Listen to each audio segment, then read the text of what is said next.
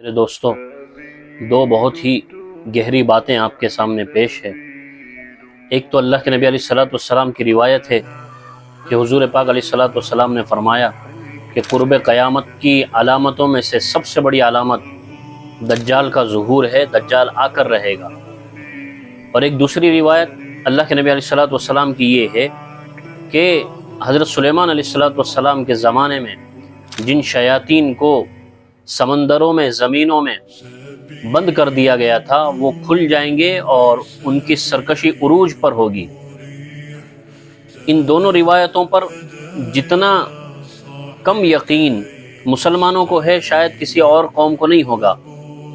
یہ بات بڑی ذمہ داری سے کہی جا رہی ہے، کیونکہ ان روایتوں پر جن پر اللہ کے نبی علیہ الصلوۃ والسلام نے پیشین گوئیاں فرمائی ہیں، مسلمانوں سے زیادہ غیروں کو یقین ہے، اور وہ اس اعتبار سے تیاریاں کرنے میں مصروف اور مشغول ہیں۔ اور دوسری بات یہ کہ صرف تیاریوں میں مصروف ہیں ایسی بات نہیں ہے، بلکہ باقاعدہ الگ الگ چیزوں کے ذریعے وہ یہ بتانے کی بھی کوشش کر رہے ہیں کہ ہماری تیاریاں مکمل ہو چکی ہیں اور ہم مکمل ہر اعتبار سے ریڈی ہیں۔ مثال کے طور پر ایک چھوٹا سا اگزامپل آپ کو دے دوں،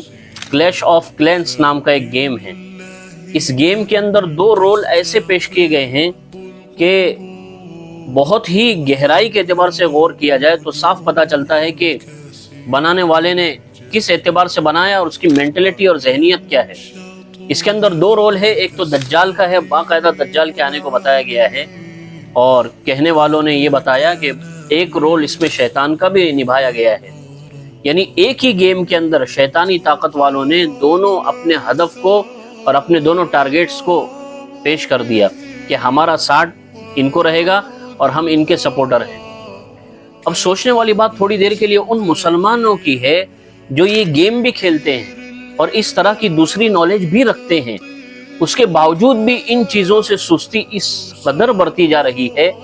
کہ بسا اوقات ایسا لگتا ہے کہ اللہ کے نبی علیہ الصلوۃ والسلام کی حدیثوں کا انکار تو نہیں کر بیٹھے ہیں۔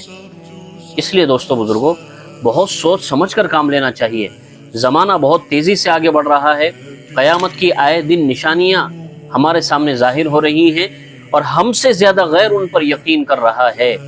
تو ہمارا بھی فریضہ بنتا ہے کہ ہم اللہ کے نبی علیہ الصلوۃ والسلام کے امتی ہیں، اور ایک امتی ہونے کی حیثیت سے ہمارا فرض ہے